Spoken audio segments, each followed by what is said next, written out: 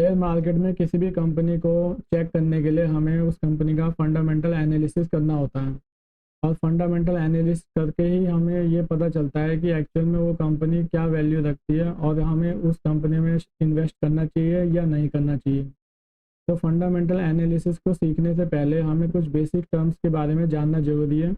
उन्हीं में से एक बेसिक टर्म्स है आज ईपीएस। इस वीडियो में हम ईपीएस के बारे में फुल डिटेल जानेंगे कि ईपीएस क्या होता है, कैसे कैलकुलेट किया जाता है, और हम इसे कंपनी की कौन सी बैलेंस शीट में, मतलब कंपनी की बैलेंस शीट में हम कहाँ देख सकते हैं। तो चलिए इस वीडियो को स्टार्ट करते हैं। सबसे पहले ईपीएस का जो फुल फॉर्म होता है उसका मीनिंग होता है अर्निंग्स पर शेयर। इससे हमें ये पता चलता है कि एक कंपनी एक शेयर पर कितना कमा रही है। इसका जो फॉर्मूला होता है वो होता है EPS equal to net profit minus preferred dividends और divide by number of common share. हम इसको वन बाय वन जानते हैं, क्योंकि कई बार ऐसा होता है कि कंपनी का जो नेट प्रॉफिट है उसी को ही लोग टोटल रिवेन्यू को ही नेट प्रॉफिट मान बैठते हैं। तो हम ये जानते हैं कि नेट प्रॉफिट होता क्या है। नेट प्रॉफिट को कैलकुलेट करने के लिए हमें टोटल रिवेन्यू में से टोटल एक्सपेंसेस को माइनस करना होता है। एक कंपनी ने एक साल में जितना भी कमाया है उसे हम टोटल रिवेन्यू कहेंगे, और जो टोटल एक्सपेंसेस होते हैं उसमें इंक्लूड होता है जैसे कि COGS, मतलब कि कॉस्ट ऑफ गुड्स सोल्ड, मतलब कंपनी ने जो प्रोडक्ट बनाया है उस प्रोडक्ट पर उसकी कितनी कॉस्ट आई है, ये हमारा COGS कहलाता है। फिर सेकंड जो कंपनी के एक्सपेंसेस आते हैं वो आते हैं मार्केटिंग एंड सेल्स में कंपनी ने कितना खर्च किया है। थर्ड हो गया ऑफिस एंड एडमिन एक्सपेंसेस, मतलब कि एम्प्लॉय की सैलरी हो गई, वेजेस हो गए, या कंपनी ने ऑफिस रेंट पे लिया है तो वो एक्सपेंसेस इसमें आ जाते हैं। फिर है लोन इंटरेस्ट, मतलब कंपनी ने कहीं से डेट उठाया है या कहीं से लोन लिया है तो उसका इंटरेस्ट पर ईयर कंपनी कितना पे कर रही है वो इसमें आ जाता है। फिर डेप्रिसिएशन, मतलब कंपनी ने कहीं प्रॉपर्टी ली है तो उसकी वैल्यू डे बाय डे जो भी डिक्रीज हो रही है तो वो डेप्रिसिएशन कितना है वो इसमें टोटल एक्सपेंसेस में इंक्लूड होता है।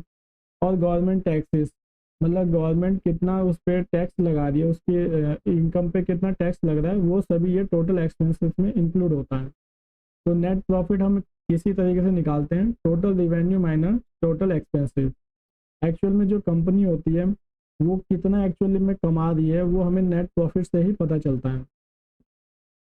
अब इसमें कंपनी क्या करती है, जितना भी उसको प्रॉफिट हो रहा है इसमें हमेशा बहुत सारे शेयर होल्डर मिलेंगे। तो जो शेयर होल्डर होते हैं उनके भी दो टाइप्स के होते हैं। पहला शेयर होल्डर हो गया हमारा प्रीफर्ड शेयर होल्डर, सेकंड हो गया हमारे कॉमन शेयर होल्डर। अब प्रीफर्ड शेयर होल्डर क्या होते हैं, ये ऐसे शेयर होल्डर होते हैं जब ये कंपनी में पैसा इन्वेस्ट करते हैं तो इनके साथ एक एग्रीमेंट हो जाता है कंपनी का कि इनको एक फिक्स अमाउंट में डिविडेंड दिया जाता है। और प्रीफर्ड शेयर होल्डर के पास कोई राइट्स नहीं होता वोटिंग का। मतलब कि अगर कॉमन शेयर होल्डर जब इक्विटी से अपना शेयर बाय करता है तो साथ ही साथ उसे वोटिंग राइट्स भी मिलते हैं। मतलब कंपनी के अंदर कोई भी डिसीजन लिए जाते हैं तो उसमें जो भी वोटिंग होती है तो एक कॉमन शेयर होल्डर अपना वोट दे सकता है। और इसमें एक अंतर ये भी है कि जो कॉमन शेयर होल्डर होता है उसका डिविडेंड फ्लक्चुएट करता है, कोई फिक्स अमाउंट में नहीं होता। तो ये दोनों ही शेयर होल्डर हमारे इंक्लूड होते हैं कंपनी के नेट प्रॉफिट में। तो जब भी हम ईपीएस को कैलकुलेट करते हैं तो उस टाइम हमें कॉमन शेयर को देखना होता है। ईपीएस हमेशा कैलकुलेट होता है कि total number of common share कितने हैं। तो इसीलिए जब भी ईपीएस आप कैलकुलेट करेंगे तो उसमें क्या करेंगे, जितना भी कंपनी को नेट प्रॉफिट हुआ उसमें से कंपनी के जो प्रीफर्ड शेयर होल्डर हैं उनको कितना डिविडेंड दिया जा रहा है वो इसमें से माइनस हो जाएगा और divide by number of common shares आ जाएंगे। तो इस तरीके से आप ईपीएस को कैलकुलेट कर लेंगे।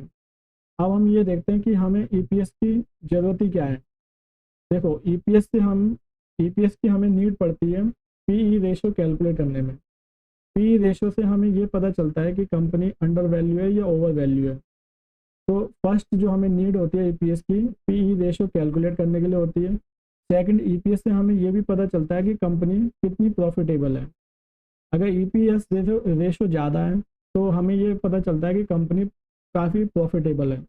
लेकिन सिर्फ ईपीएस के बेस पे ही, मतलब सिर्फ उसके प्रॉफिटेबिलिटी के बेस पे ही हम ये डिसाइड नहीं कर सकते कि हमें ये शेयर खरीदना चाहिए। तो इसके लिए और भी कई सारे फैक्टर हैं। तो ईपीएस में इतना ही था। लेकिन अगर आप ईपीएस कैलकुलेट करना चाहते हैं तो इस तरीके से भी कर सकते हैं। और नहीं तो कंपनी की जो ये बैलेंस शीट होती है उसमें प्रॉफिट एंड लॉस जो स्टेटमेंट होता है उसमें भी ईपीएस कैलकुलेट करके दिया रहता है कंपनी के द्वारा। तो यहाँ से भी आप ईपीएस को देख सकते हैं। ये मैंने रिलायंस इंडस्ट्री लिमिटेड का एक स्क्रीनशॉट लिया है, जिसमें मैंने प्रॉफिट एंड लॉस का जो स्टेटमेंट है वो स्क्रीनशॉट यहाँ आपके साथ शेयर किया है। आप इस तरीके से भी ईपीएस देख सकते हैं।